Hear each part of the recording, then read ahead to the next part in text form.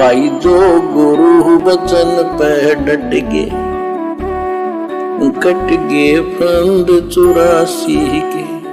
भजन करो उस रब का जो दाता है कुल सबका। भजन करो उस रब का जो दाता है कुल सबका। बिना भजन भय मिटे नियम का, समझ बूझ रे भाई। सतगुरु नाम दान जिन देना, उन संतों को मुक्ति पाई। सत कबीर नाम करता का, कल्प करे दिल देवा। सुमरण करे सुरती से लापे, पावे हरिपद वेवा। भजन करो उस रब का जो दाता है कुल सबका। सत कबीर नाम करता का, कल्प करे दिल देवा। और सुमरण करे सुरती से लापे, पावे हरिपद वेवा। सुमन का तरीका बताया है कि सुमन करे और सुने, यानी मन मन में ध्यान से लापे। लाप माने विलाप करे। जैसे कई बार इतना वैराग हो जाता है, इतना भावुक हो जाती है आत्मा अपने परमात्मा के प्रति, उसके गुणों को याद करके, हे भगवान हम कैसे दुष्ट, कैसे नीच आपको छोड़ कर आगे। कहते ये गुण लाप करे उस मालिक के, यानी उसको याद करके ऐसे विलाप की तरह हृदय में कसक बना के सुन हो। अब गुरुदेव कह रहे हैं सुमरण का तरीका क्या है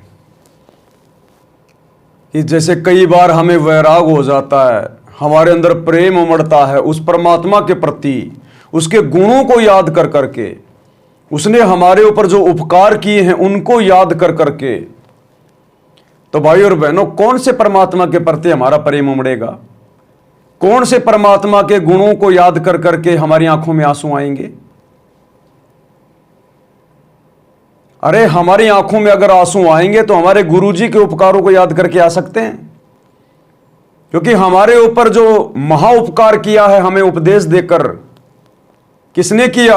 हमारे गुरुदेव ने, ना कि किसी और कबीर ने, ना कि किसी और दाढ़ी मूंछ वाले कबीर ने। तो आज यदि हम रोएंगे, आंखों में आंसू आएगा, यदि हमारे अंदर से प्रेम उमड़ेगा, तो किसके प्रति उमड़ेगा? जिसने हमारे ऊपर उपकार किया है, जिसने हमें नाम उपदेश दिया, जिसने हमें सत्संग सुनाए, जिसने हमें आशीर्वाद दिया, जो हमारे सौ कार्य सिद्ध कर रहा है, हमारे भविष्य के संकटों का मर्दन कर रहा है। तो गुरुदेव कह रहे हैं जब भी आप सुमरण करो किसी भी मंत्र का, तो उस परमात्मा के प्रति आपके अंदर वो प्रेम उमड़ना चाहिए। उसके गुणों को याद कर करके, मन में विशेष चिंतन कर करके, उसको याद करते हुए, विलाप कहते हैं इसको। तो बताओ वो परमात्मा कौन है जिसको याद करके हमने सुमरण करना चाहिए, जिसके गुणों को याद करके, जिसके उपकार को याद करके हमने सुमरण करना चाहिए। हमारे ऊपर उपकार किया किसने है? हमारे गुरुदेव ने, सतगुरु रामपाल जी ने। तो कौन है वो परमात्मा? उस दाढ़ी मूंछ वाली कबीर जी की समझे जाने वाली मुर्दा नकली बेजुबान फोटो को याद करके तुम्हारी आंखों में आंसू कैसे आएंगे? उस बेजुबान मुर्दा फोटो ने तुम्हारे लिए क्या किया है जो आंखों में आंसू आएंगे? जिसको तुम याद करोगे, क्या किया है उस फोटो ने?